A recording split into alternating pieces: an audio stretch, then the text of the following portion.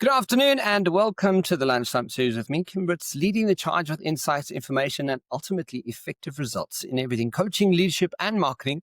Please remember to like and share and help our channel grow even further, guys.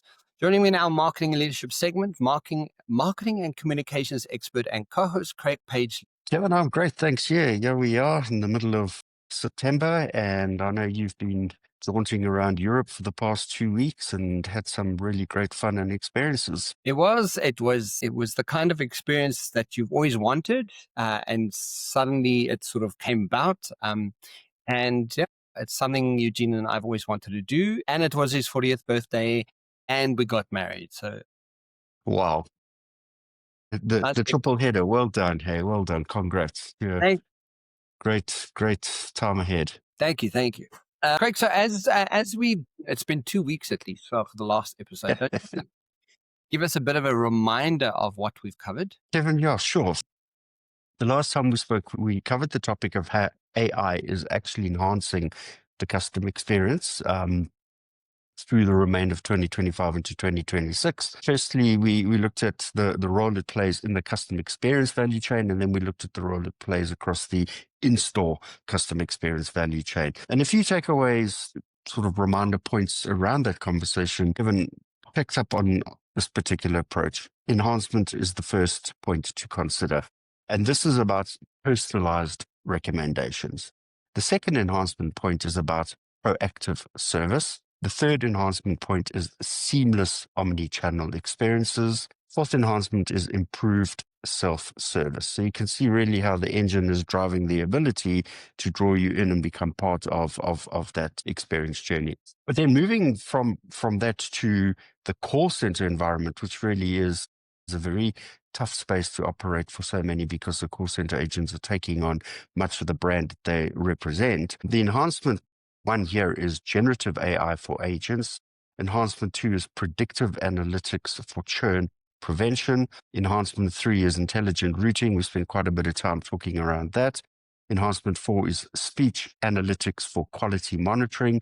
And then enhancement 5 is about sentiment analysis, something that brands really should lean into on a more frequent basis, Kevin.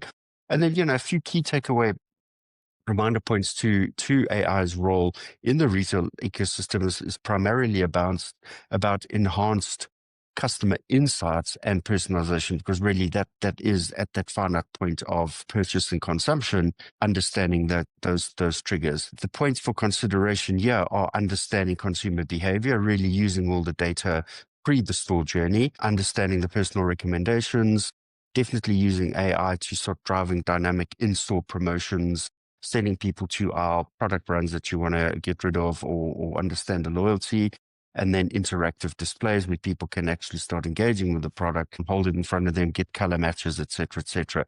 So yeah, that gives a nice broad overview of the spread of enhancements that we covered in terms of the power of AI in the customer experience value chain. Yeah, nice conversation that we had, guys. Don't Yeah. check out anywhere you find your podcasting.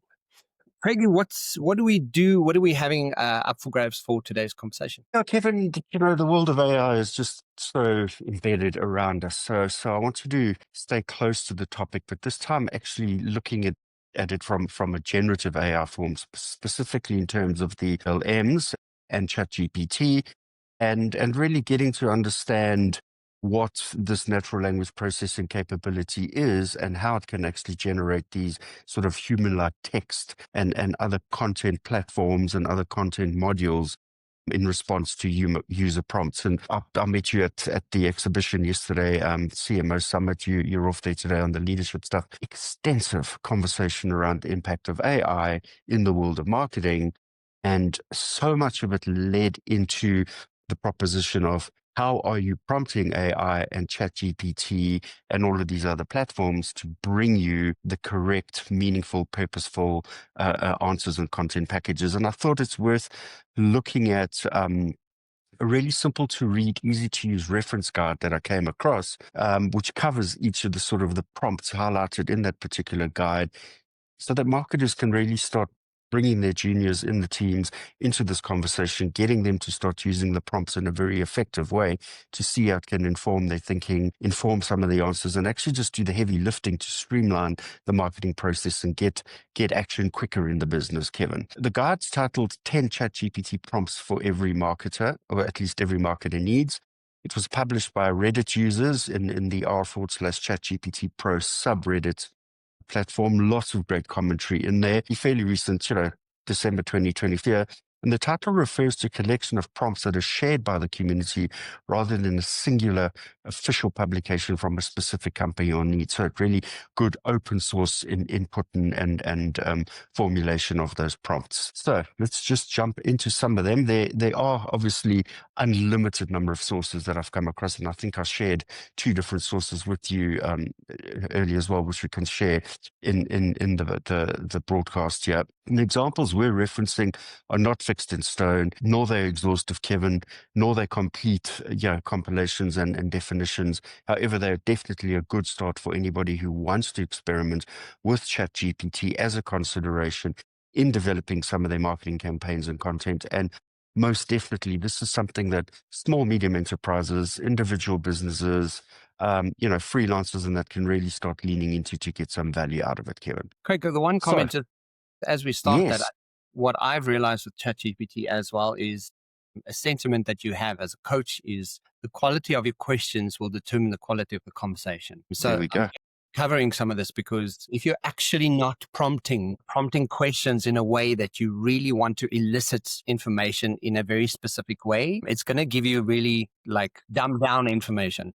So you have to be specific on your prompting, because then you're going to have a quality conversation with the actual language model. Exactly. And as one of the speakers mentioned yesterday, rubbish in equals rubbish out. It is as simple as that. So for the 10 prompts that we're going to cover, I've looked at an actual sort of definition for each of the prompts from a broad array of sources, from Investopedia to study.com, etc. So I'm going to preface each of those in definition form, and then I'm going to reference directly the guide reference for that particular prompt, Kevin. So starting with prompt 1, which is the scarcity theory, and there's some wonderful approaches to this here.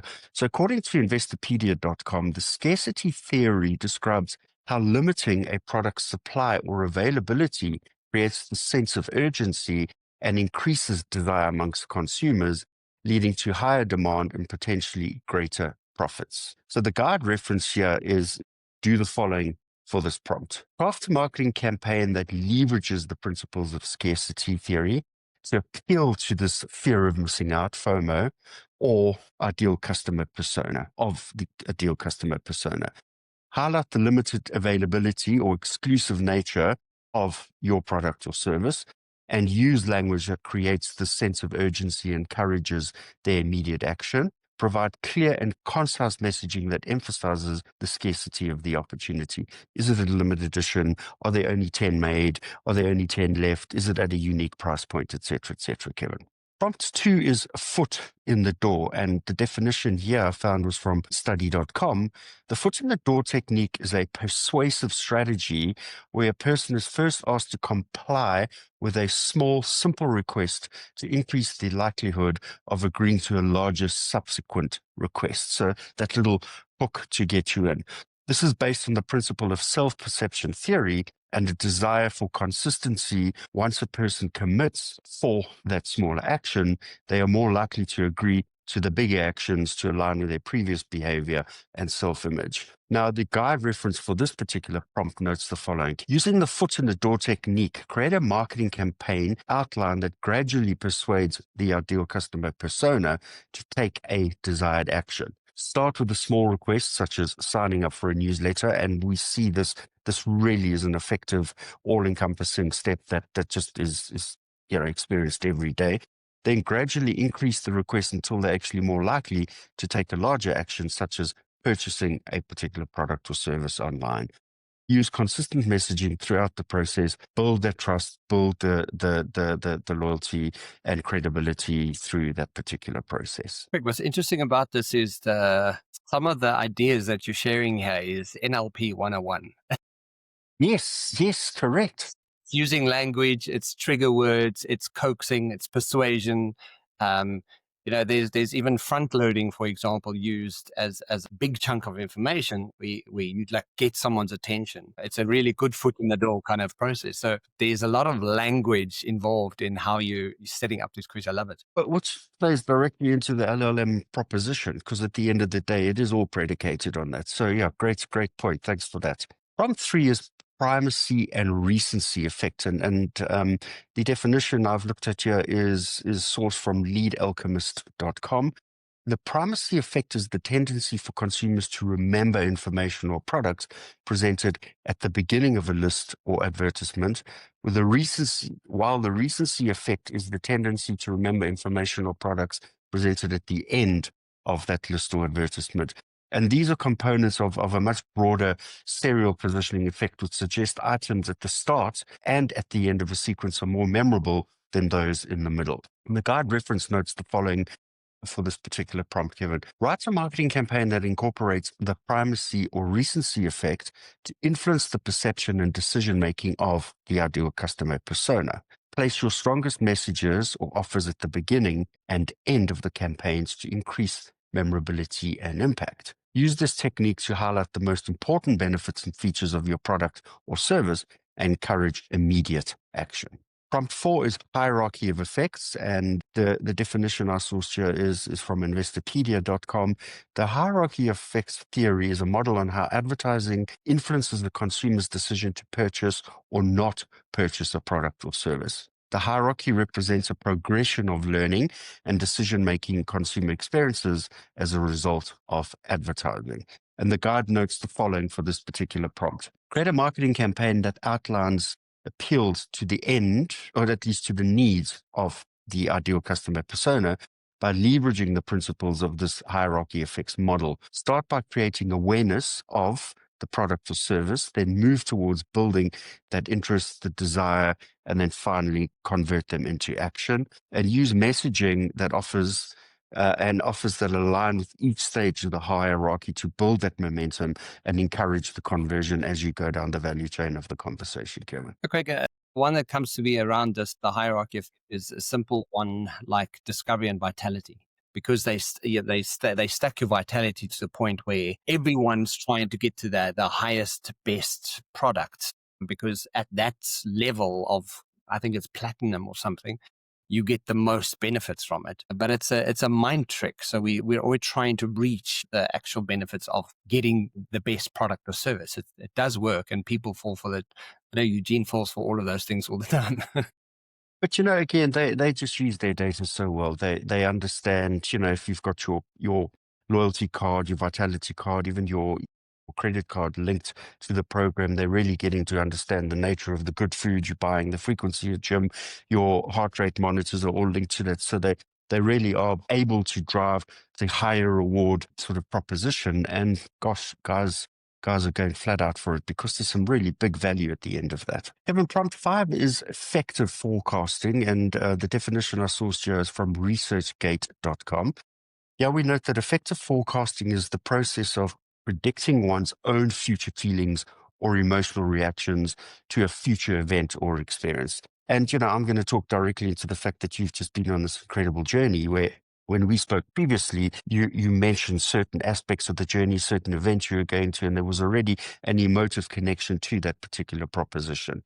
Here, the psychological phenomenon is crucial because these predictions or effective forecasts significantly influence the consumer decision, purchasing choices, and overall goal pursuit. So the guide notes the following on this prompt, Kevin. Use the effective forecasting framework, write a marketing campaign that appeals to the emotions and desires of that ideal customer persona by highlighting the positive outcomes and experiences they have or will have with that product or service you're offering.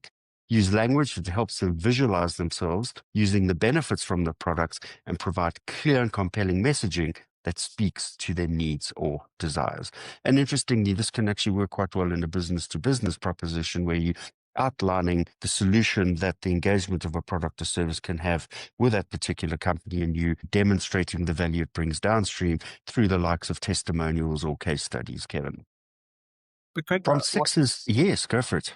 I was just going to say that what's nice about the effective forecasting is part of it's, from an NLP perspective, we call it like the dream state. So what is that dream state that you're tapping into? And then potentially creating the dream state and kind of working your way back of going, how do we get there? Right. So it's a nice way of like looking at, what that future could hold, and Yes. potentially you might actually hit the target, or you might get really close to it. Right. So it's a beautiful kind of frame to also use. So this could actually be as a sort of as a framework working with a team is predict some of those effective forecast propositions, and then get the team to workshop different scenarios and different journeys leading you to that endpoint. Yeah, exactly. Yeah. So prompt 6 is social proof principle, and the definition I sourced here is from cxl.com. Here we note that social proof principle leverages the psychological tendency to look to the actions and opinions of others to determine the correct course of action, especially when uncertain. And, influencers, I think, really could play a very big role in this kind of proposition.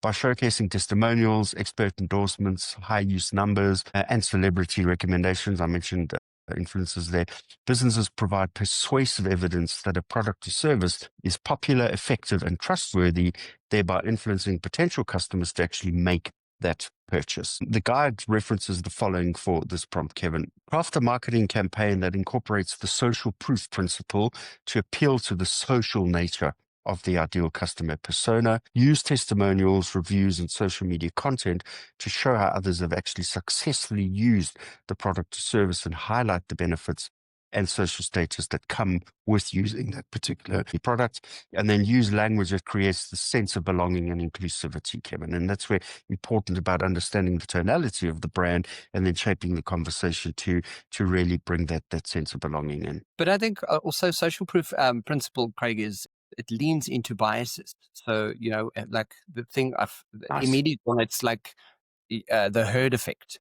When you have enough social proof to kind of say, well, everyone's doing this, why are you not doing this? People instinctively have a bias towards doing it more based on the fact that, like, maybe if I'm not doing it, I'm going to be left out. So it's a beautiful way at playing at people's psyche, but it works because we do have biases.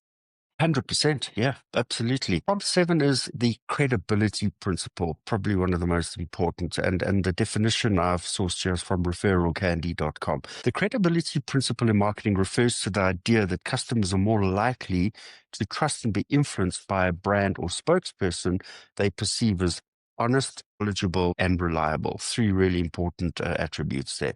To establish credibility, marketers must focus on building trust through authentic communication, transparent practices, demonstrating this expertise, and leveraging the social proof like customer testimonials or endorsements from trusted sources. The guide notes the following on this prompt, Kevin. Using the credibility principle, create a marketing campaign that builds trust and credibility with the ideal customer persona. Use language that emphasizes the expertise and qualifications of the team or the brand, and highlights any awards, certifications, or partnerships that actually demonstrate that capability. Use clear and concise messaging that speaks to the needs and goals of that particular target audience segment, Kevin. Prompt 8, scarcity versus abundance. The definition I sourced here is from McClellan Marketing Group. Here we note that the scarcity versus abundance refers to 2 fundamental mindsets or strategies. Scarcity focuses on that limited supply, and it creates this fear of missing out, which you spoke about earlier, whereas abundance emphasizes the opportunities and growth by promoting collaboration and generous sharing. The guide references the following on prompt 8. Write a marketing campaign outline that leverages the scarcity versus abundance principle to influence the decision-making of the ideal customer persona. Use language that highlights the scarcity of the product service while also emphasizing the abundance of benefits and positive outcomes that come with using the product. And then use messaging that creates the sense of urgency and motivates immediate action for the scarcity proposition. I think the scarcity versus abundance is a nice one as well, because you can craft a marketing campaign without even mentioning those 2 words, but really Yes. coaxing people into thinking, wow, if I don't have this thing, versus having the thing. That's going to be so much better for my life. But it's the trick of the mind and language. I love it. Yeah, absolutely. Moving into the last two. So prompt 9 is confirmation bias. Interestingly, you mentioned bias earlier on. And the definition I sourced here was from VWO.com.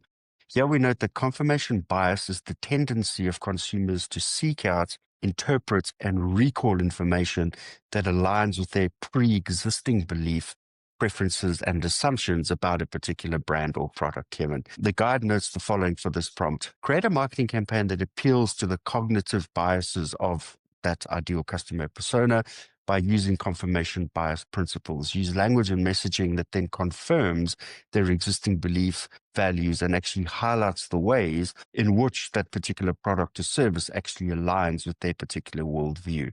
And then use clear and concise messaging that speaks to their needs and goals. Finally, prompt 10, the endowment effect. And the definition I sourced here is from researchgate.com. The endowment effect is a cognitive bias where customers place a higher value on a product they own or feel ownership of, even if it's just for a short period of time. The guide notes the following for this prompt, Kevin. Using the endowment effect framework, write a marketing campaign that appeals to the emotional attachment of that ideal customer segment or persona to your particular product or service.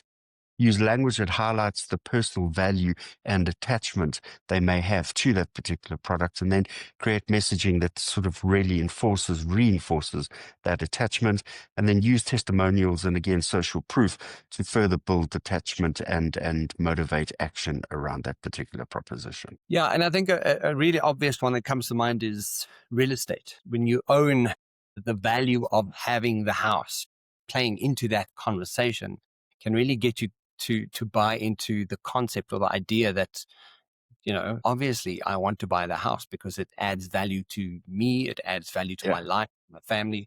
So real estate's an obvious one that comes to mind there. Brilliant. So, Kevin, again, important to note that, when testing these prompts, I think marketers must position themselves in that first person plural reference. The ow, as you've heard me mention a few times through the 10 prompts, it means that the writer is referring to at least one person in the quest to solicit response from the segmented audience, and you're doing the connection through that. So with that in mind, I want to quote a paragraph in closing for today, which was generated by ChatGPT, and it talks to the opportunities that ChatGPT brings to marketers. And the paragraph reads as follows. ChatGPT offers marketers unprecedented opportunity to enhance creativity, streamline content creation, and optimize customer interactions. As highlighted in the Reddit article, in ChatGPT prompts for every marketer needs, the power of AI lies not just in automating tasks, but in providing personalized, scalable solutions that drive engagement and efficiency. By embracing the tools like ChatGPT, marketers can tap into this new era of possibility, leveraging AI to craft tailored strategies that resonate with the audience and amplify their brand messaging. And that's it from my side today, Kevin. Craig, what's fascinating about this is ChatGPT knows this information you just shared. So, Yes. just knowing that you need to prompt it to give you examples of how you could set up marketing campaigns. Give me 10 different versions of how I could language information using specific information to elicit certain information from the client base or from a potential client or customer that I'm targeting. Give me examples of how to do this most effectively, and prompting it all the way down to just giving it an idea, because I often use ChatGPT, just to kind of go, okay, cool. Knowing that you know as much as you do, go and search here, here, here, and here, and give me information about this, but consider these factors. Because it has a wealth of knowledge, but if you're not extracting the wealth of knowledge to the degree of like really getting to why you're saying what you're saying, you're just writing email. Exactly that. And I think, important, my practice with ChatGPT is I take the question and I reframe it differently in different scenarios. So you're getting three sources to the very same question that's been formulated in a different way. And what you can do is you can find those common themes and threads and actually build your final narrative to the piece that you believe is most consistent and most true to the three different responses. Craig, have you gone to the degree of setting up your ChatGPT to speak your kind of language? Yes. So what I've done is I've started telling it the nuance in which I want my answers, the word sets that really factual, not fluffy, business, not conversational, etc., etc. So yeah, definitely keep reinforcing that so that it just becomes tighter and tighter and tighter and delivers it in the basis that I work effectively with it. Yeah, I mean, I've gone to the level of actually giving it a name, and his name is Max, and I speak to him, and like he knows that I have a daughter, he knows I have a husband, all of these things happen. It's like, yeah, it's like having a Kevin, it's great to hear you say that because again, there were senior marketers at the conference yesterday chatting about exactly this proposition where, building affinity and relationship with ChatGPT to serve your need in the way that you work with it. And many had actually given a name to the platform that they use. But what I am really specific about when using it is I don't use it as the truth and know all and be all of everything. I Yes. question it to death. I'm surprised he hasn't actually got angry with me. I know it can't, but I question every single sentiment to death. Because in the questioning, I'm learning more. It's more critical thinking for me as well. So, but Craig, on that note, quote for today, Albert Einstein, in the middle of every in the middle of every difficulty lies opportunity. And I think that's a nice way of thinking about today's conversation is that what are those difficulties that we're having in marketing? And if you are struggling with it, what are ways that you can actually find a new opportunity to skin that cat kind of thing? Because I think generative AI is disruptive and it's creating uncertainty in ways that's, it's never seen in before. So leveraging it to this degree and using the language because it's a language model to kind of go, well, how can I get the very best out of this language model and challenge it? Because it's really just it's gonna start pushing your thinking into areas that you potentially never thought of before. 100% correct. 100%. Fantastic. Craigie, thank you for today. Thank you for the insights and the information. Guys, please like and share. Craig and I will be back the show is back every Wednesday and Thursday. Weekly. From myself and Craig, have a fantastic week. And yeah, I will chat to you soon. Cheers for now, Craig. Thanks, Kevin. Yeah, great chat. Thanks a lot. Bye.